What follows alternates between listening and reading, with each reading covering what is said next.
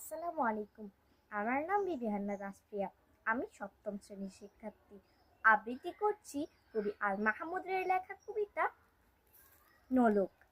আমার মায়ের সোনার নোলক হারিয়ে গেল শেষে, হিতাই খুঁজি হোতাই খুঁজি সারা বাংলাদেশে। নদীর কাছে গিয়েছিলাম, আছে তোমার কাছে? হাত দিও না আমার শরীর ভরা বোয়াল মাছে, বলল কেঁদে তিতাস নদী।